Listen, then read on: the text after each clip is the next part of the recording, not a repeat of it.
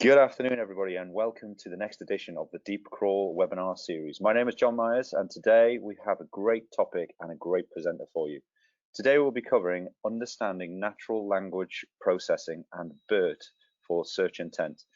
And our presenter needs no introduction. She is the founder and MD at BERT and a member of the Deep Crawl CAB, Dawn Anderson.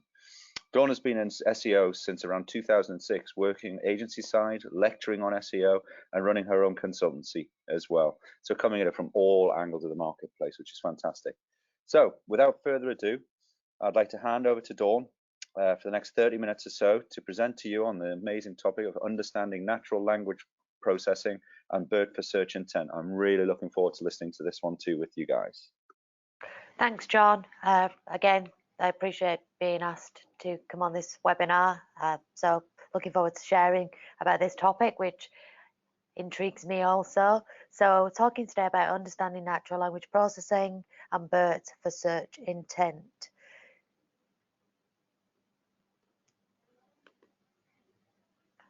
So who's heard of BERT? Well, you know, BERT needs no introduction either. It's huge. Google announced just recently that BERT is being implemented in search, but obviously the issue is here that a lot of people don't fully understand what BERT is. There's quite a lot of theories flying around. I saw this the other day, this meme, and I thought, yep, that sounds, it's kind of a little bit like the rank brain theories back in the day when people didn't really understand it, and there's quite a lot of stuff got made up. So hopefully I'm going to clarify a few points around what BERT is, what BERT really is today. So John's introduced me. I don't need to really talk too much about myself, so we'll press on.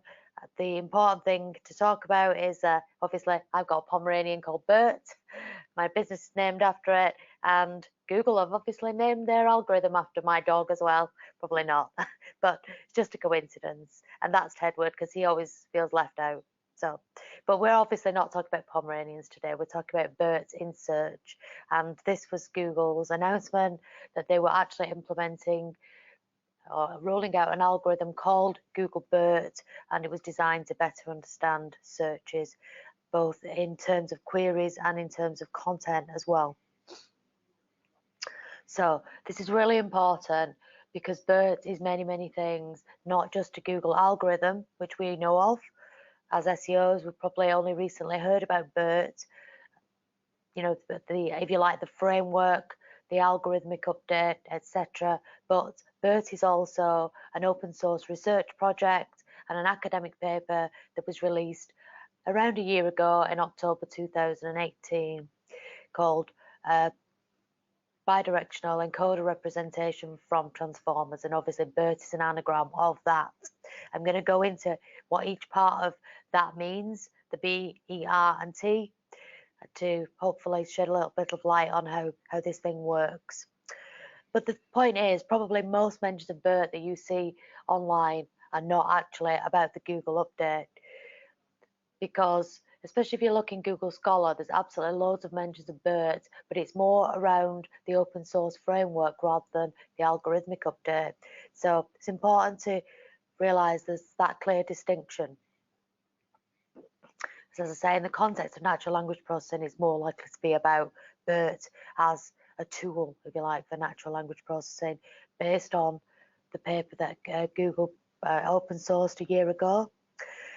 Why is BERT so important? Well, BERT has actually probably progressed natural language understanding for computers more than anything in the history of the study of this field, which has been around a long, long time, since, you know, the 50s and 60s. So, you know, you can, if BERT is the biggest thing to impact that industry in, you know, over 50 years, that's how big it is. And it really is huge, because BERT provides, if you like, a framework for machine learning and natural language researchers to build upon. The machine learning and natural language community are very excited about BERT and the potential. Because if you like, vanilla BERT is almost like, you could liken it a little bit to a vanilla version of WordPress. You probably wouldn't consider a vanilla version of WordPress to be, you know, an enterprise site, but you could build on it, you know, or something like Magento out of the box. Again, these are tools and frameworks. BERT, if you like, is almost like a framework that researchers can then fine-tune to improve. So because BERT provides this huge foundation for machine learning, natural language field researchers, everybody now wants to build a BERT. So there's absolutely loads of different algorithms out there, including BERT, within the mix. And obviously, that's one thing that's important to note as well. The algorithms that search engines use, or that any SaaS company uses, there's never just one thing. It's lots and lots of layers of different modules together. I mean, algorithm is really just maths. So it's lots and lots of mathematical calculations just layering on for different parts of things. So BERT is just one tiny bit of that. So BERT effectively takes the heavy lifting out of what they call building data sets for machine learning and natural language processing, because BERT has been pre-trained, ready for people to build upon on the whole of the English Wikipedia, and that's a lot of words, 2.5 billion words. And in addition to that, the whole of something called books corpus as well, which is another collection, another billion words. So a lot of words. It's almost like BERT has been taught like it's like you would teach a child, to learn something up to the age of 9, and then they would probably like continually refine their learnings as you go forward. So that's really what Google have done, if you like, with BERT. They provide something that's already understands language. And then part of these, if you like, downstream finer natural language processing tasks, which researchers can fine-tune BERT with, are things like questions and answer data sets. BERT guesses which of the possible of 2 sentences is the right answer. So that's the fine-tuning, but there's lots of other tasks that can be fine-tuned on things like sentiment analysis, coreference resolution. I'm going to come into a bit later on about what that means, but lots and lots of different types of tasks fine-tuning can be done with.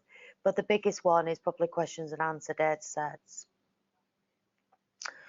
For instance, this is a huge question and answer data set. This was produced by Microsoft in the past year, called MS Marco, and actually it stands for Microsoft Machine Reading Comprehension Dataset. Basically, machine learning researchers utilize something like BERT and then test it and build models, and each of these tools, like MS Marco, has a leaderboard. So again, we think SEOs are competitive, machine learning and natural language processing engineers are incredibly competitive. They have so many different leaderboards and constantly like leapfrogging above each other with a benchmark of human understanding, an initial benchmark. But then obviously they've beaten human benchmark ages ago on pretty much every data set or every leaderboard, if you like. So this one is actually produced by Microsoft, but it actually is based on real Bing user queries. So basically Microsoft train, if you like, they kind of utilize, they've released this so researchers can continually train, but it's from real user queries, yeah. And it's questions. So look, these are the things that feed anonymized, real Bing anonymized queries. And again, here's more of these researcher leaderboards. This one's a big one, Squad. The Stanford question and answering data set. There was Squad 1.1 and then Squad 2. Squad 1.1 got too easy for these machine learning models in the past year with BERT, and Squad 2 had to be produced, which is harder questions. Then there's actually a huge amount of adversarial questions in there, almost like trick questions to understand when a machine realizes it doesn't know the answer. So, not just what you know, what do you know that you don't know? So, as I said, human reasoning is just beaten easily now. So lots of the other major AI companies are building upon BERT. So that includes Microsoft, which totally and utterly beat BERT, extended on BERT with MTDNN, and then Roberta from Facebook, which actually stands for a more robust BERT, basically the Facebook AI team came to the conclusion that BERT wasn't actually that good. It hadn't been trained enough, so they basically gave it more pre-training, and basically Roberta stands for a more robust BERT. Yeah, and they found it then could beat BERT. And then you have other benchmarks as well. So super glue, again, glue was too easy, totally and utterly got blown out of the water by all the models that people were building with BERT, and so super glue had to be produced then. And this is all in the space of a year. Can you imagine the progress it's going to all make in the next 5 years? So what challenges does BERT help to solve? Yeah. So we have to really look at language overall to realize the issues that are out there. The problem with words, obviously, is that they're everywhere. They're voluminous. They're just not just more content that's being created, and obviously there is more content than ever before. Every single tweet is a piece of content. User-generated content is obviously huge out there now, but also words are polysemous and synonymous, and ambiguity. Actually, if you look at it technically speaking, ambiguity is actually at a sentence or phrase level. Words themselves are not ambiguous. They're polysemous or homonyms, words with multiple meanings, and every other word in the English language has multiple meanings. I think the word get or run, one or the other, has 606 different possible meanings. So, you know, applications of run or get, can't remember which one it is. Those two are literally like the most used words, the words with the most meanings, if you like. But there's loads of different ways that you could apply the word run. That's the problem. So again, we have words like two, and two. Well, you know, in written form, that's not too difficult to differentiate. But when you actually say these things, and conversational search is obviously the big deal now for search engines, you can't tell the difference, two, and two. Look at this, you know, from WordNet. If you go to WordNet, you can enter any word and it will show you all the different types of meanings. So bass, fish, or there's various others that are part of a voice or singer or whatever. But there's absolutely loads of words out there in the English language that have multiple meanings. And in spoken word, as I say, it's worse. Like when you start adding together words, sometimes it can become even more challenging. Like 4 candles and 4 candles sounds exactly the same, but actually there's 4 different distinct individual words that have no ambiguity whatsoever unless they're combined. And then when you start to add accents, it becomes even more challenging. Yeah. Which obviously does not bode well for conversational search into the future, which is what it's all about now, if you like. And part of the issue that BERT solves, the big issue, is BERT adds context. And what does that mean? So we have to again look right back in time to a statement by Ludwig Wittgenstein, who was a philosopher in the 50s. The meaning of a word is its use in a language. So what does that mean? Well, basically, words' context and words' meaning changes as a sentence evolves. So as a sentence grows, the other words in the sentence, their meaning changes. What does that mean? Again, I'll just try and explain that further. So, like. So this is using something called a part of speech tagger, Stanford parser. Again, this is something that anybody can use if you want to explore the different parts of speech a sentence could be. So I entered a sentence here. I like the way that looks like the other one. Yeah, which, okay, is a random sentence, but something somebody could say. But the word like there is 2 different types of speech, parts of speech.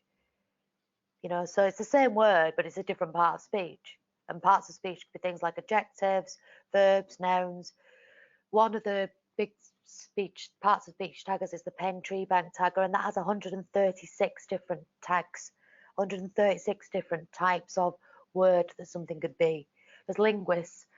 I mean, linguists can argue all day about, you know, what the word like could be. What does it mean? So some other important things. Natural language recognition is not understanding. So just because search engine recognizes a word, it doesn't necessarily understand its context. So very challenging. We as humans have the notion of common sense. You know, we'll look at all the words around a word or the previous sentence or who we're talking to or where we are to understand the context and what somebody meant, and therefore what their informational need is if they're asking us a question. But a machine doesn't do that as easily. Another important thing, natural language understanding is not structured data. I saw somebody the other day say, oh, it's structured data. Google's Gary Esch then basically, it was on, I think it was reported on Search Engine Roundtable. Gary said it's not structured data, and it's not structured data. It's about the hot mess of all the words in between all the structured data, all the entities out there, things, the words that join together all the things.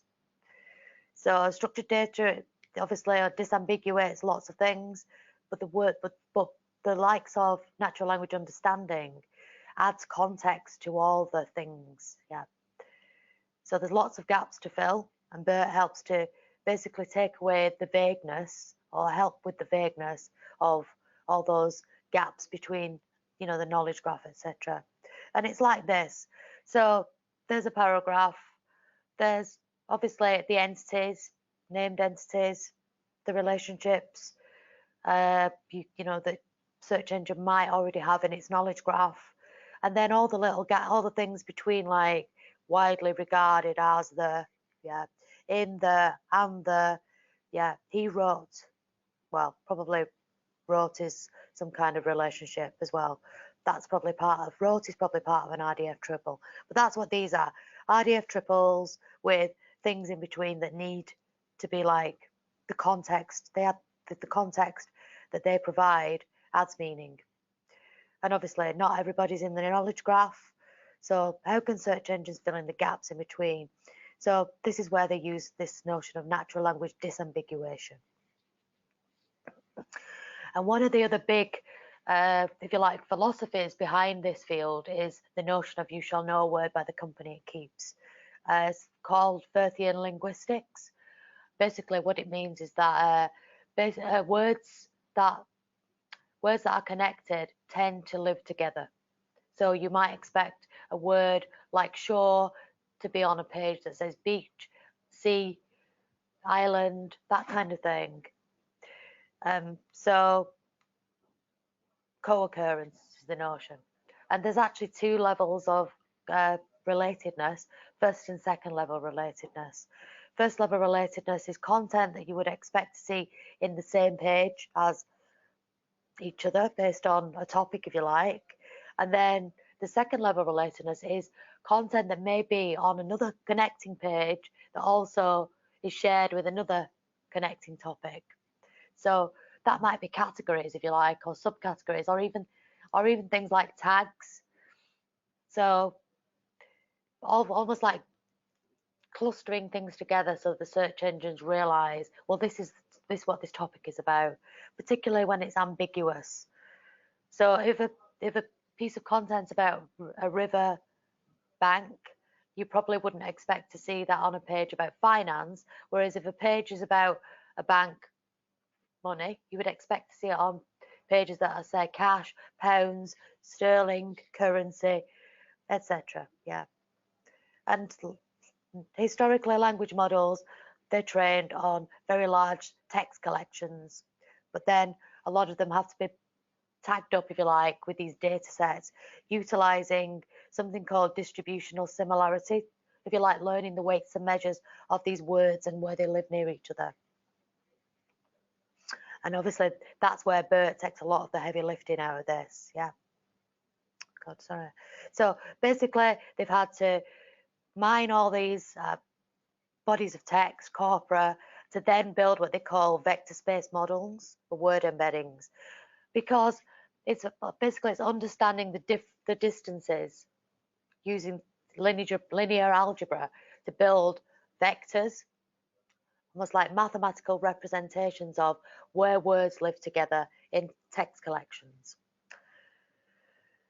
And then, as I say, once they've got those models of similarity and relatedness, they can then be fed in to understanding pages, if you like. But the issue with a lot of this is past language models, the likes of Word2Vec and Glove2Vec, were built with what they call context-free embeddings. So, for instance, king, man, woman, queen, just because you understand those are on a page together, it doesn't mean you've got all the context of the sentence. So this is where the likes of BERT comes in, because it adds contextual meaning. And obviously on their own, a single word has no semantic meaning whatsoever. And that's going back to the Wittgenstein notion, because if you say the word bucket, for instance, you know, initially you'll probably have thought of water bucket, but actually language is intriguing. People could say he kicked the bucket. I've yet to cross that off my bucket list. Again, ambiguity. And again, the probability is you probably are talking about a bucket that was filled with water, but just because it's the most used type of bucket in language, it doesn't necessarily mean that somebody's talking about that in this context.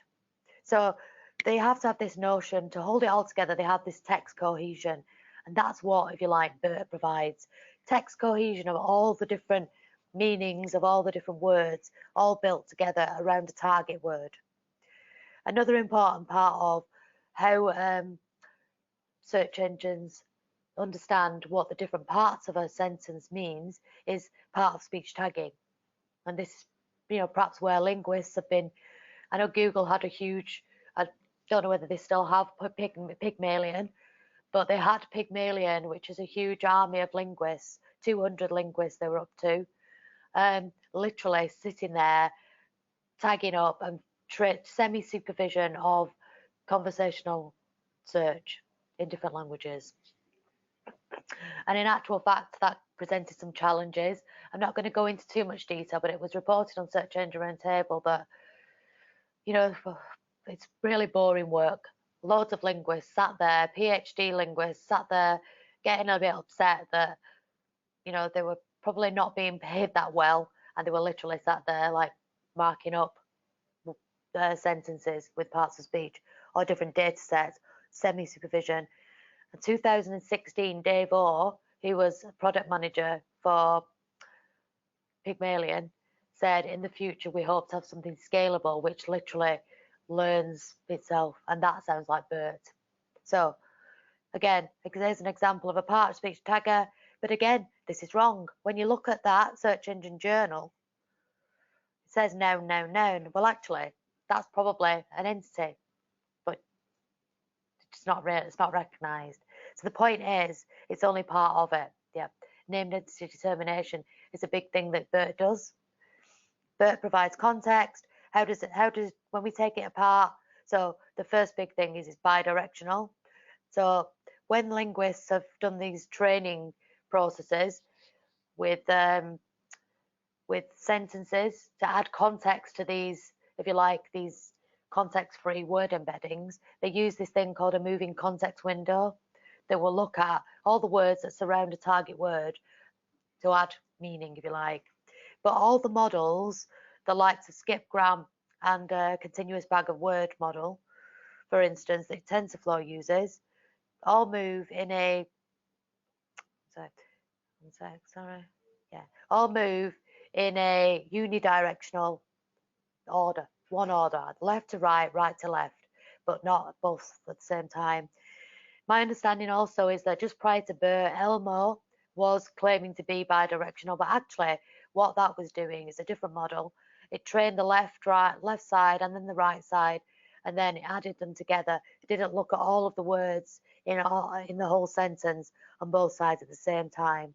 Yeah, but this is a big deal, because the problem with unidirectional language modelers is that you can only see the words that have gone before, not the words to come, and that makes a big difference. So as I said, BERT is different. It uses bidirectional language modeling. Yeah, so you can see all the words either side of a target word to get the full context. Encoder representations, well, actually, that literally is encoder, decoder, words and sentences going in and representations coming out. So that's dead straightforward. T transformers, this is a massive part of BERT. This is based on if you like, it's all the layers and this notion of attention. I think there was a paper called, I always get this wrong, Attention is All You Need, or All You Need is Attention. This was a year before BERT, the academic paper, was released. Something called Attention was also open sourced, and that basically is almost like creates focus, adds focus, so that BERT can not only look at either sides of a word in a sentence, but actually can also focus on each individual word and look at all the context from all the words around it at the same time. Almost like, yeah, there's a really big deal. BERT uses this notion as well of transformers and mass language modeling. What does that mean? Basically, it means that certain words in a sentence are masked out, so BERT then has to guess. So it's like saying, I went to and bought for my birthday. Yeah. So, you know, it might be I went to the shop and bought clothes. Yeah. So, but it basically has this whole notion of mass language modeling and why it's to stop the target word from seeing itself, if you like, almost like deterrent for infinite loops. And attention is all you need. Yeah. Because this is what that looks like.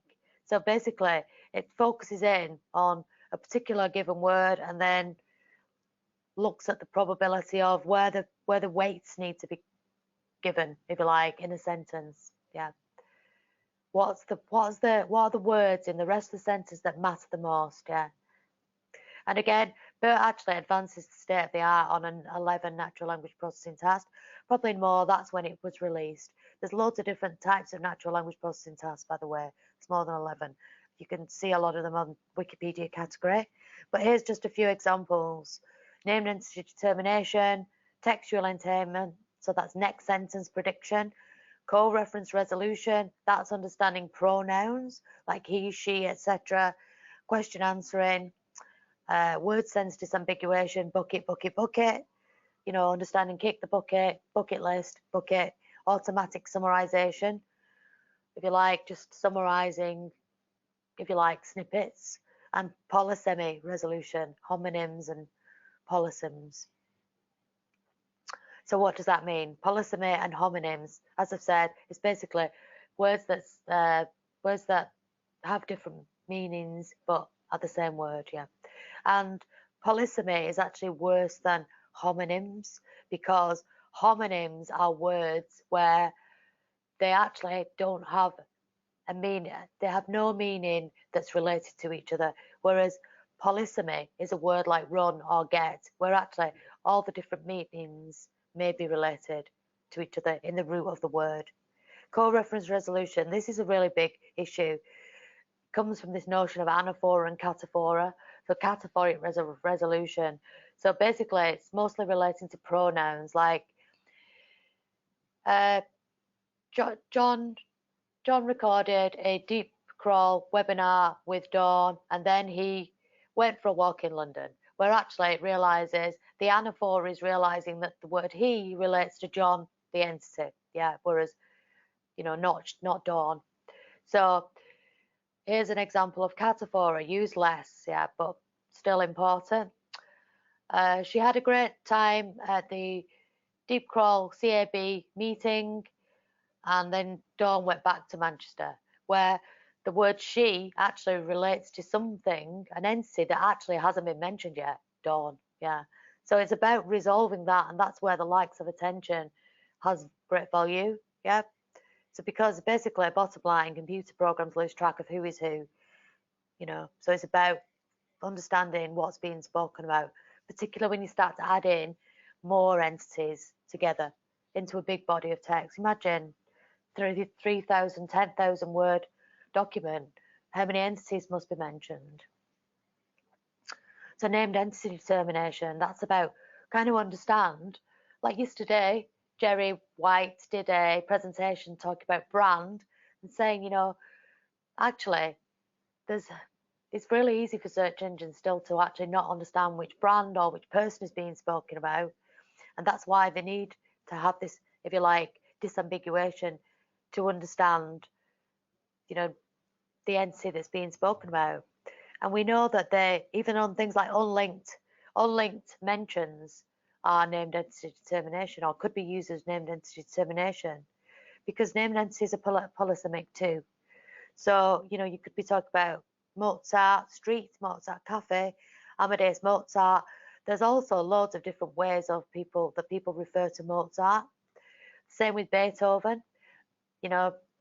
Lots and lots of, well, just, if you've got an unusual name, there's loads of ways that people can get it wrong.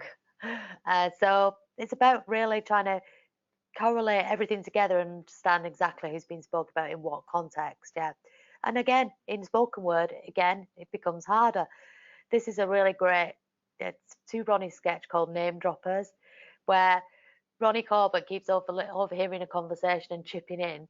And Ronnie Barker's talking about using linseed oil on his cricket bat to take care of it. And Ronnie Corbett chips in and says, linseed oil, oh, I know her. How is she? Yeah. So again, it's about trying to understand what is being spoken about. And it's a lot of named entities are obviously in there in unstructured data, and they need perhaps extracting and digging out. And we know that on this Ask Me Anything with Gary Yesh, there was somebody said, what's the point of having like unlinked mentions? And Gary said, well, entity determination. Textual entailment, this is important. In the context of a sentence or the context of a conversation, next sentence actually really makes a big difference. So, here's an example. I remember when my granddad kicked the bucket. So most people would think, oh, it doesn't sound very respectful actually, but some people would think it means, oh, your granddad passed away. But actually, what if you'd said it in this context?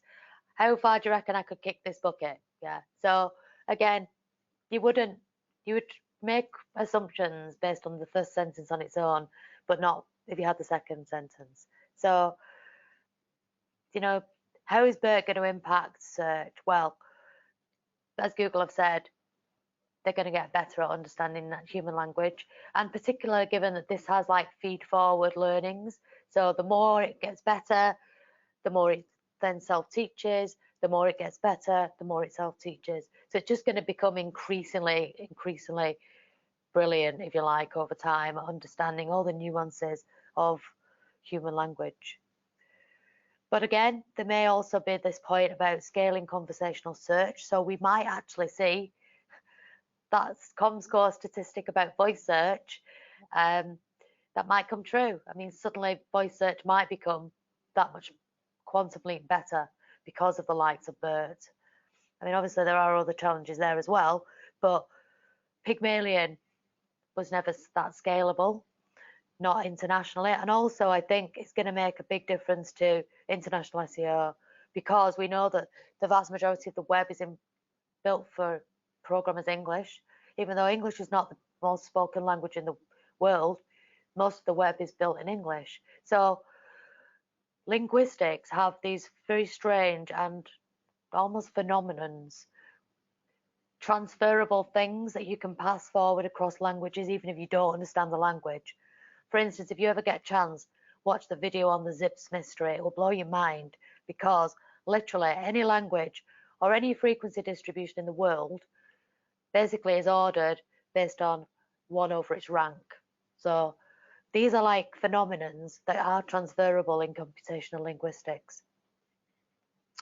So we'd expect the likes of BERT to really push things forward in international.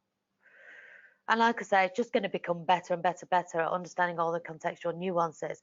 But BERT is a Swiss Army knife, has absolutely loads of different potential use cases. So should you try and optimize your SEO for BERT? Well, this is a black box algorithm as well. So even the engineers that build it won't actually understand why it does certain things. Apparently BERT sometimes doesn't know why it actually makes decisions. So probably not. It's probably not, if BERT can't work out why it did certain things, it's probably not a great use of SEO's time to try and reverse engineer BERT, particularly when BERT is a tool rather than an algorithm as such. And there's layers. Like, I think a large BERT, there's two models of BERT. Well, there's a few different ones, but one is base BERT and one is large BERT. Large BERT has something like 340 million parameters. Yeah. So good luck with trying to like optimize for 340 million parameters. There's even this notion of BERTology now. Hugging Face, who are quite big in this natural language space on the open source side of things, they've basically invented the word BERTology, where people are now doing academic papers on why BERT does things. Yeah. So again, you know, if you think you can optimize your content for that, good luck with that. But there's probably better things you can do with your time. And also, it might be BERT by name, but not by nature, because BERT, as we know, was probably, even though it was extended the state of the art on 11 natural language processing tasks a year ago, BERT's been blown out of the water by many, many different other algorithms since. BERT was just a research paper, so BERT in production is probably a lot different to BERT, the academic paper. And obviously, because BERT models were just getting bigger, bigger, bigger, bigger, and computationally quite expensive, more efficient BERTs had now been developed. So Hugging Face produced DistillBERT. Can't remember who produced FastBERT, but if you look in Google Scholar, you'll find it. And then Albert, which is a joint collaboration between Toyota and Google, and they're saying that Albert is BERT's successor, but it also fixes some issues around the next sentence prediction part, which apparently BERT kept breaking on. So, you know, basically Google have utilized the whole of the collaborative nature of open source to make something implementable, if you like, from research in live search. So there's concerns obviously with some of these black box algorithms, and now there's quite a lot of research going into what they call responsible AI, because there are concerns that, you know, in the wrong hands, black box algorithms that nobody understands could do strange things or bad things even. So actually, you know, programmatic bias is a really big concern, and things like the Algorithmic Justice League is out there now, and Ricardo Bieza-Yates's work, you should really check out his work, Bias on the Web, that actually looks at just generally bias, did a huge amount of study. I think he's doing one again now at the minute about recommender systems. And, you know, there is concern because whoever's programmed something is probably, there's no way you could probably get away from the fact that some of their own biases may be in these systems. And the No Bias Project, again, is something that's just got funding from the EU. And again, I think Ricardo's very involved with that. And that's it. I hope that gave you a little bit of an understanding of BERT in the academic and in the search sense. Yesterday, just a quick point, I didn't have time to add it, Microsoft announced something that actually said that they're using BERT within their systems to understand intent. So, you know, BERT is many things. It's not just a Google algorithm. That's the main point. So, yeah, thank you. Amazing, Dawn. Thank you very, very much. Really, really interesting webinar there for you guys today. As always, we've hopefully filled that time with lots of impactful thoughts and theories there, and certainly the BERT algorithm is a hot topic at the moment for everybody, as I know. And I agree with a lot of Dawn's points absolutely on trying to engineer this is probably a step too far when there's 340 million different kind of potential options to actually have to go and think about as well. So we're out of time, everybody. A massive thank you to Dawn Anderson for taking the time to obviously be on this edition of the Deep Crawl webinar. So thank you very much, Dawn. And obviously a big thanks to you all for listening again and getting involved. And we look forward to hosting the next webinar and getting you all guys along again. Thank you. My name is John Myers, and this was the latest edition of the Deep Crawl webinar. Thank you.